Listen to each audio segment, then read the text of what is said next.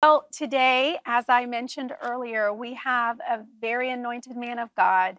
He and his wife hail right here in this Tampa local area where they pastor Contagious Church. And God's not just using them locally, He is using them nationally and globally. And they are stirring up the power of God. They are casting vision for a Book of Acts church. They are discipling people, pastors, leaders, and nations. And we get to hear a little bit from his heart today. Thank you so much for being with us, Pastor Lajun. Oh, thank you so much. Thank you so much for having me. It means so much. And we've I've known of you through my wife for many years now. So glad to be here today. Well, you married a good one. I know you're both equally blessed, but she is one of my kingdom favorites. I think I got the better end of the better end of the stick. Well, if I asked her, she would say the same thing. But before we really jump into today, I'd love to just introduce you all to Pastor Lajun through this clip, telling you about Contagious. Hey, I'm Lajun Cole. I'm Valora Cole. And we're the lead service for Contagious Church. You know, in a time in our world, literally our world, not just our state, not just our city, not just our community, at a time in our world where literally everybody is concerned about the coronavirus, we decided to be intentionally contagious. And so when we look at this word contagious, is a combination of two Greek words, meta and dotikos. Meta means to change, and dotikos means by freely giving. We want to change the world by freely giving our love, our faith, and our worship. We want our love to be unconditional. We want our worship to be unquenchable. We want our faith to be unshakable. We want to spread the gospel of Jesus Christ to all mankind, to every city, every country, every nation, nations all around the world. And so this is who we are. We are Contagious Church. And so if you want to be a part, come and join in with us as we continue to spread the gospel. If you want more information on Contagious Church, go to www.contagious.church. Well, that is fascinating. I love how you broke that down. Yeah. And you do have a beautiful person at your side. Yes, she makes me look really good. She really does. Okay, so I know my audience, and we just love, I think it's a woman thing, and some men too, but we love context, history, background. So tell us a little bit about your upbringing, your military career, your experience with Jesus, and then how you met Valora. Wow. The challenge is that a part of me wants to just skip to how I met Valora. So I was raised in a very small town in a place called West Southern Arkansas. I was born in Chicago, raised there in Arkansas.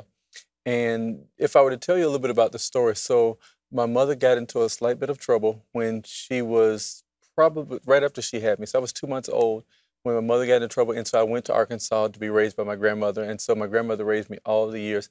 And so every Sunday she would take me, or every other Sunday. It's interesting because I lived in a very small town. And I know this is funny to people, but we had church every other Sunday. We didn't have church every Sunday. Well, and so it was just so amazing. But my grandmother was very, very diligent to take me to church. And I remember growing up, and I remember giving my life to Christ at a very young age. I think I was about 8, 9 years old. And we were having this revival.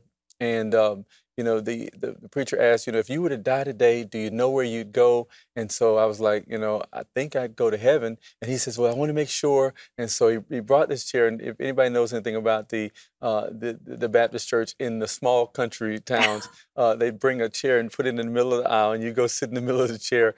And so that was how I kind of gave my life to God. And then since then, I've really been on that path to pursuing Him.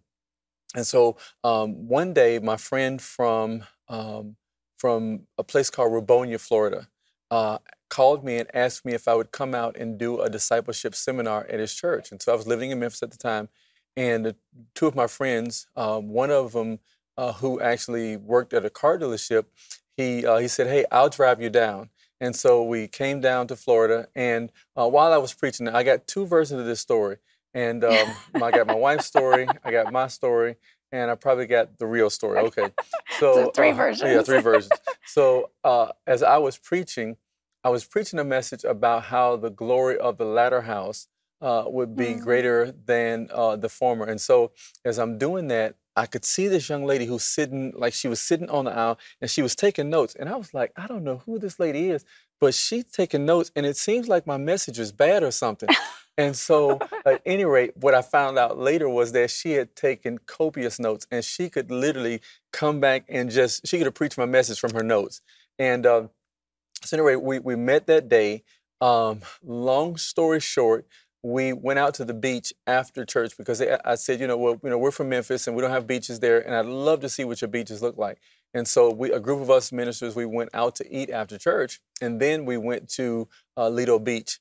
And we were on the beach, and there were like 3 groups of people that walked up to us and said, hey, did you guys just get married? But we had actually just met then. Wow. And so at any rate, people came and they kept asking us that. And we went back to that beach 2 months later on my wife's birthday, February 11th, and we got married. Aww. And so it was just been amazing. And the funny thing is about the next month or 2, we actually started the church. Wow. And so my wife always says, she's like, God, what were you thinking? I just got married. I just met this guy, and now you want us to start a church. Like, God, how do we do that? But I think it's been an amazing journey. It's been wonderful. And I always say that my wife has been just a perfect complement to what I don't think that I could have orchestrated us meeting that day. There's no way I could have orchestrated that. So, yeah.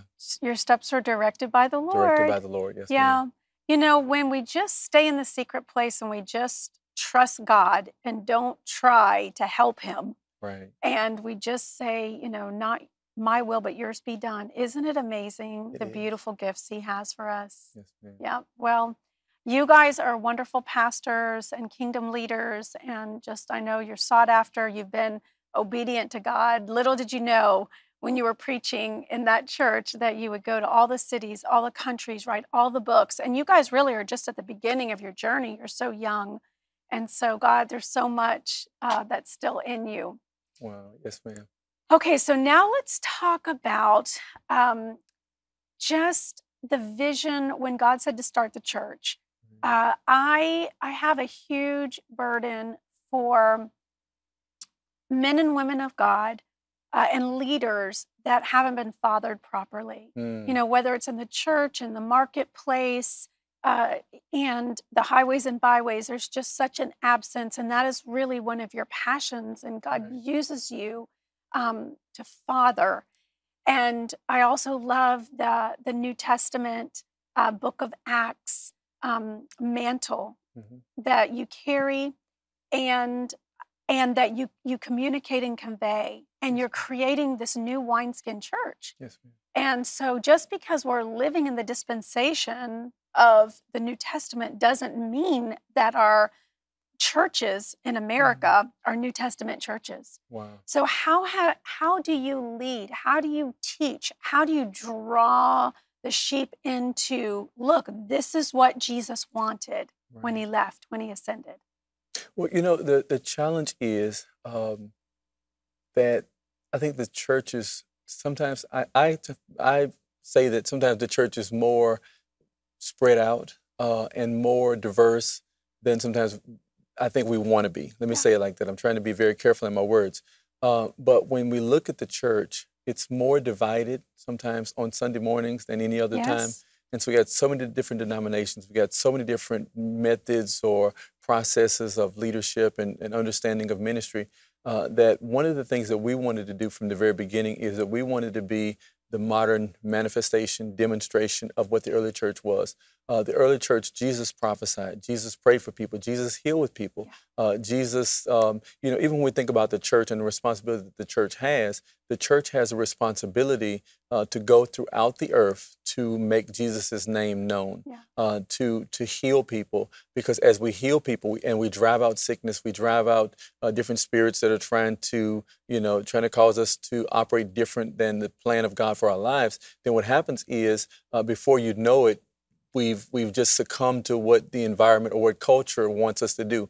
And so I think it's so very important that we disciple people, that we show them what living for Christ and living like Christ is supposed to be. Sometimes we espouse the name Christian, but we may not necessarily live it out in the earth. You know, it's a challenge, and I often say this, and sometimes I say, if you can't say ouch, I mean, if you can't say amen, just say ouch. Yeah. But it would be a travesty for us to live right next door to a neighbor, or right across the hallway from a neighbor, or right beside a neighbor who we never introduced to, or we never introduced Christ to, because we were just busy living our own lives. And sometimes that's what we've done. Or we run a business and we don't really understand that the purpose of our business is to help promote Christ, to help fund the gospel, to help advance and build the kingdom. Yeah. And so, you know, when we look at all those different things, whether we're in the church or whether we're in the marketplace, I think that both of them should run congruently to build and advance the kingdom of God.